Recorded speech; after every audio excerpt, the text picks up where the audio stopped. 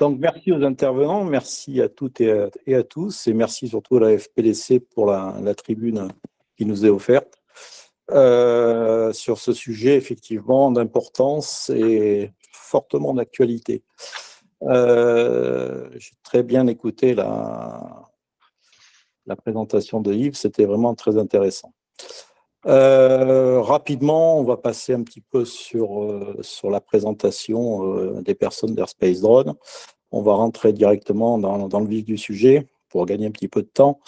Donc Airspace Drone, donc on est spécialisé dans la gestion de l'espace aérien basse altitude en fournissant des services U-Space. C'est un petit peu ce qui est demandé aujourd'hui par le EASA. Une société qui a été fondée en 2015. Donc, on a deux produits de base. Flyby, qui est destiné à la préparation mission, qui est un service en ligne. On en parlera tout à l'heure. Et FlySafe, qui est un logiciel un peu plus complexe, un C2, comme l'a appelé Yves tout à l'heure, qui permet donc non seulement de faire de la préparation de mission, mais d'enregistrer des drones, par exemple, comme le fait Alpha Tango, et de proposer aussi derrière un traitement de l'information et de la détection. On ne fait pas de brouillage comme le fait MC2, mais on fait de la détection. On est plutôt axé sur la problématique aviation, un petit peu aussi du fait de mes antériorités. J'étais aussi pilote de ligne, on ne va pas revenir là-dessus, commandant de bord, etc. Et donc, on croise de la donnée, en fait, de la donnée, on va dire, avion et de la donnée drone. On fait du conseil en réglementation, MANEX, PDRA, SORA, mais ce n'est pas l'objet d'aujourd'hui. Et on est aussi fournisseur pour certaines sociétés de contraintes de données aéronautiques, drone, purement drone. Pour rester factuel, donc, on a aujourd'hui 4 gros clients qui sont l'aviation civile de Monaco, qui nous ont acheté le système FlySafe. On a Eurocontrol qui travaille avec nous, avec qui on vient de remporter aussi un appel d'offres sur de la détection de vol drone. On va y revenir rapidement sur notre plateforme, effectivement, C2. Air France, avec qui on est en contrat exclusif depuis le mois de juin, et où on a installé donc tout un système de détection sur l'aéroport de Paris-Charles de Gaulle. Et on va voir qu'il y a vraiment du souci à se faire, comme le disait tout à l'heure notre ami Stéphane. Je partage un peu les inquiétudes du ministre de l'Intérieur. On fait aussi aujourd'hui du conseil en réglementation en Europe, plus précisément au Luxembourg, mais avec d'autres pays européens aussi, sur l'assemblage un petit peu de la réglementation EASA. Et je reviens sur Flyby. On distribue un produit donc en ligne pour les télépilotes qui s'appelle flyby.aero. On va y revenir. Et un produit aussi qui est dédié aux espaces gestionnaires qui permet donc d'interpréter les demandes et d'accepter les demandes quasiment en temps réel, les demandes des télépilotes. On va passer donc voilà, merci. Sur la slide suivante, rapidement, on n'est pas là pour vendre quoi que ce soit. On vous fait voir ce qu'on sait faire. Donc, la direction de l'aviation civile de Monaco, mais pas que, puisqu'en fait, c'est la direction des services numériques qui travaille en coopération avec l'intérieur, les carabiniers et l'aviation civile à Monaco, nous a acheté le système complet qui tourne maintenant depuis, on va dire, une grosse année, enfin, qui tourne depuis 2 ans, mais qui a été, qui a reçu l'acceptation par un décret souverain il y a à peu près 1 an maintenant. Donc, on a une cartographie qui est un jumeau numérique de la principauté de Monaco. Et on traite donc tout ce qui est autorisation de vol et détection des vols qui sont autorisés et pas autorisés sur Monaco. On peut passer à la slide suivante. J'essaie d'aller assez vite pour rattraper un petit, pour pas prendre trop de temps. Eurocontrol, donc on est avec Eurocontrol, indépendamment de l'appel d'offres qu'on vient de gagner. Sur le projet ACUT depuis maintenant juillet 2021. Eh bien voilà, on y vient. Aujourd'hui, les installations qu'on a mis, qui sont des installations d'écoute, hein, un petit peu à l'instar de ce qu'a fait MC2, nous ont permis de détecter depuis donc juillet 2021 9854 vols avec 1896 machines détectées. Et comme on croise donc des données avions et des données drones, on a aujourd'hui 89 proximités à moins d'un nautique et moins de 1000 pieds. Hein. C'est très près. Hein. En fait, c'est une quasi-collision. Hein.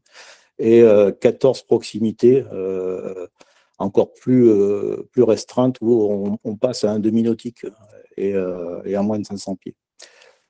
C'est très inquiétant. C'est très inquiétant. C'est d'autant plus inquiétant sur Charles de Gaulle. On va peut-être passer à la diapo suivante. Voilà, merci.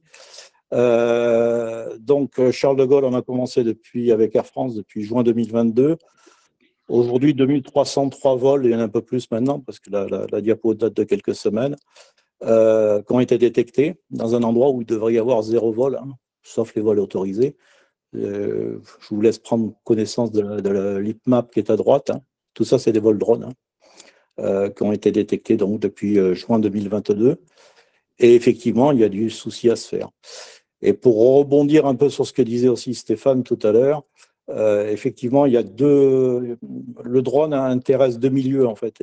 Le milieu, on va dire, intérieur, hein, ministère de l'Intérieur, et puis, mais aussi, effectivement, le milieu aérien et notamment la proximité des aéroports.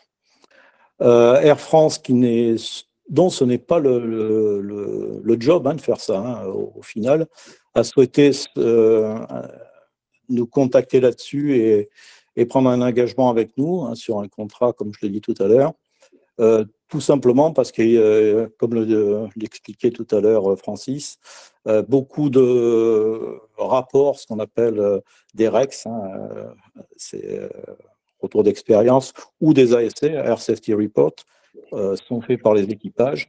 Et aujourd'hui, il est très compliqué de pouvoir répondre à un ASR hein, qui est traité au niveau juridique et au niveau du procureur, sans avoir bien des vols qui ont été détectés, où on peut apporter une preuve de l'ASR.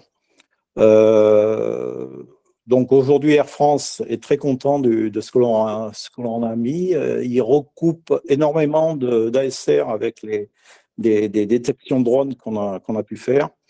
On travaille aussi en collaboration avec, bien sûr, la DGAC là-dessus, ADP et puis la GTA et l'intérieur. Aujourd'hui, il y a eu à ce jour 3 commissions rogatoires pour aller voir des drones qu'on a pu détecter assez loin quand même de Charles de Gaulle, une quarantaine de kilomètres, mais qui montaient à plus de 2000 mètres. Donc, voilà. Alain, tu peux nous confirmer donc finalement en vert, c'est tous les vols en dessous de 120 mètres et en rouge, au-dessus de 120 mètres? C'est ça, oui. C'est exactement ça. C'est hallucinant. C'est hallucinant, que je ne vous fais pas dire. On peut passer à la diapo suivante. Voilà. Bon, les quelques diapos hein, de capture d'écran hein, qu'il y a eu en milieu urbain. Donc ça, c'est la Tour Eiffel. Un garçon qui s'est amusé à enrouler la Tour Eiffel avec un drone. On parlait tout à l'heure de FPV. On a des gros... Et c'est un vrai sujet, le FPV, hein, parce que toutes les infractions, on va dire, majeures, viennent essentiellement des FPV. Donc c'est un vrai sujet. On a aussi le Louvre, je crois, sur la prochaine... Ouais, le Louvre, hein, c'est ça. Où on a eu une détection, enfin, une belle détection aussi. On vous en a mis une troisième, c'était pour sortir un peu du milieu aéronautique, hein, les parcs des Buttes-Chaumont, hein, où là, il y a eu quand même une élongation remarquable. Et le dernier, là, qui a été sympa, c'est la maison d'arrêt de Villepinte, où il y a eu un drone qui était vraisemblablement en capacité de voler autour de la maison d'arrêt. Enfin, il l'a fait. Hein. On connaît l'histoire, on ne va pas la raconter, mais on connaît l'histoire. Voilà. Bon, après, il y a une petite présentation de l'équipe, rapide. Hein. Voilà. Le staff, Françoise Deroux, qui est la présidente, qui est plutôt axée juridique, Moi qui suis cofondateur avec Françoise et qui suis qui a été pilote de ligne, commandant de bord, ingénieur d'essai. Laurent Jardillet qui est responsable technique et lead développeur sur la partie des deux plateformes avec Armel Baudin. Et Cassandra Rotilly, qui est notre docteur en droit, qui a rejoint l'équipe ASD il y a un an maintenant. Voilà, on peut répondre à vos questions. Si vous n'avez pas trop de questions, on aimerait bien switcher sur la partie flyby, qui, à mon avis, est essentielle là-dedans, parce que là, ce qu'on vous a montré, c'est de la détection, et on voit qu'on a de quoi être inquiet. Pourquoi tous ces drones volent, en fait? C'est ça la question, hein. Je pense que il va falloir réellement se poser des problèmes au niveau des questions et essayer de les résoudre au niveau de la préparation mission, en fait, hein. Et on voit bien que nous, on a on peut commencer à répondre à ça. Avec Monaco, où on gère à 100% la partie préparation mission et détection, on arrive à voir que globalement, pour un vol où il y a eu une demande de vol, il y a 5 vols qui ne sont pas en demande de vol, quoi. Donc il y a 5 infractions qui sont aujourd'hui verbalisées, hein, à Monaco. En France, on ne sait pas, parce qu'en fait, il y a la DGAC a effectivement Alpha Tango, il y a plusieurs sociétés qui font de la préparation mission, hein, des concurrents à Flyby, et on ne sait pas aujourd'hui on n'arrive pas à connaître un petit peu le taux de demande et puis le taux d'acceptation et qui a demandé, qui a pas demandé. Il y a vraiment quelque chose à construire là-dessus et peut-être que la FPDC pourrait être partie prenante là-dedans. Il y a vraiment une grosse réflexion à avoir là-dessus. Alors, je sais bien qu'il y a des gens de la DGAC qui ont commencé une réflexion avec l'USpace, etc. Mais à mon avis, ça ne va pas assez loin et il faut peut-être le faire autrement. C'est pour ça que nous, on a mis à disposition un produit d'appel, hein, qui s'appelle flyby.aero. Je ne sais pas si voilà, Armel a mis la présentation, qui va permettre donc de faire de la préparation mission en croisant les informations réglementaires et les informations de contrainte. Et donc, toute cette préparation mission, une fois qu'elle est faite, c'est une grosse plateforme, hein, qui est fortement documentée, va pouvoir permettre, puisqu'on est délégataire pour Alpha Tango, de déposer sa mission directement par l'outil, sans repasser derrière avec un travail qui a été déjà fait. Et puis, il va pouvoir aussi, avec certains partenaires, être très efficace pour avoir des autorisations, on va dire, pas en temps réel, mais quasiment en temps réel. On travaille avec quelques centrafis avec qui on a mis un module de gestion, un gestionnaire, qui permet donc d'accepter ou de refuser la demande. On a mis pas mal de notre savoir là-dessus, hein, savoir aéronautique, on va dire par notre culture à tous là-dessus, savoir un petit peu en droit aussi, droit aérien, puisqu'on a des spécialistes chez nous là-dessus. Et voilà, donc j'ai essayé d'aller assez vite et de faire tout le tour. Si peut-être Armel ou Laurent, qui sont en support, peuvent rapidement prendre la main sur Flyby, juste 2 minutes, 2-3 minutes, c'est possible? Allez, 2-3 minutes. Allez, 2-3 minutes. Mais sinon, on prendra les questions, on y répondra, hein. Il n'y a pas de souci, hein.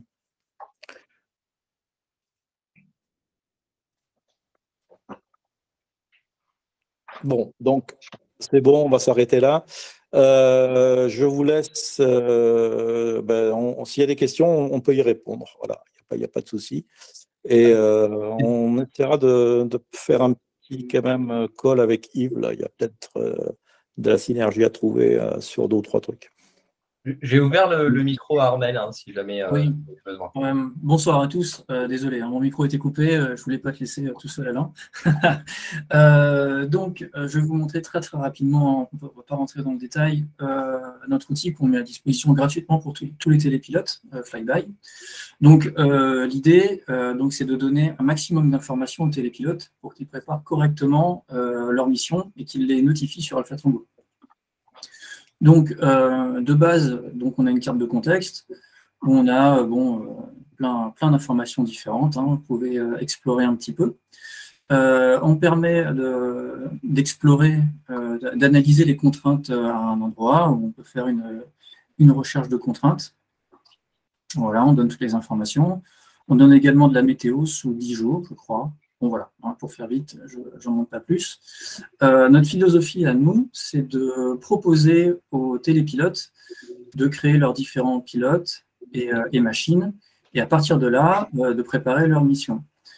Après, on ne va pas préparer une mission là, hein, je vais juste vous montrer ce que ça donne en gros pour une mission simple à préparer.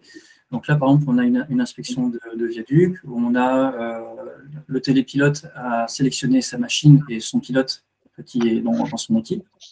Et le système a analysé les contraintes.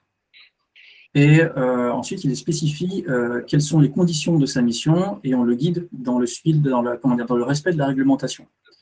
Et une fois que tout ça c'est prêt, on lui permet de notifier en un clic. Alors, le système est assez bien fait dans le sens qu'il va notifier, il va faire le nombre de notifications qu'il faut en fonction du nombre de polygones de vol, tout ce qu'il y a comme, et il le fait au bon moment. C'est-à-dire que même si vous préparez votre mission trop longtemps à l'avance, on notifiera au bon moment et on fera le nombre de notifications nécessaires. À chaque fois, évidemment, vous pouvez annuler, il n'y a aucun souci. Si vous mettez à jour votre mission, vous pouvez mettre à jour en un clic toutes vos notifications. Le système gère très bien tout ça. Et après, pour nos utilisateurs qui ont des dispositifs de captation, parce qu'à l'origine aussi, dans l'ADN de la boîte, on peut fournir des traceurs, mais on a également des dispositifs d'écoute qu'on met à disposition aux télépilotes. Vous pouvez avoir du replay de vos vols dans la partie analyse. Voilà. Et aussi, oui, quand vous avez préparé votre mission, on vous propose un dossier de vol en cas de contrôle, c'est toujours pas mal. Il vous envoie automatiquement par mail 2 heures avant le début de la mission, où à chaque fois, on a un récapitulatif de toutes les informations que vous avez rentrées dans le système, les contraintes qui ont été rencontrées, l'analyse réglementaire qui a été effectuée, enfin voilà, on donne tout ce qu'il faut pour que ça se passe bien. Voilà, j'ai essayé de faire vite, je peux peut-être aller un peu trop vite, c'est à vous de me dire. Non, mais c'est bien, Armel, de toute façon, ça suffit. Je voulais juste conclure, on nous pose souvent la question, pourquoi votre système est gratuit, hein, alors que d'autres sont payants? La réponse, elle est très simple, hein. C'est une réflexion qu'on a eue avec la Direction générale de l'aviation, enfin, la Direction générale de la sécurité des vols, avec Air France, quand on a commencé à travailler là-dessus, et même avec Monaco, hein, quand on a commencé à réfléchir. Si on veut que demain les gens travaillent correctement, ça rejoint un peu ce que disait aussi Francis au tout départ, il faut pas qu'il y ait de barrage, c'est-à-dire que les gens qui font voler des drones n'ont pas des moyens démesurés, et on comprend très bien que aller payer quelque chose pour faire une préparation mission, ça peut être contraignant. Voilà. Après, chacun a son business plan là-dessus. Nous, on préfère privilégier effectivement une action gratuite là-dessus pour pouvoir récupérer de la data et puis pour pouvoir travailler cette data derrière. C'est fini pour moi. Merci beaucoup, Alain, pour cette présentation.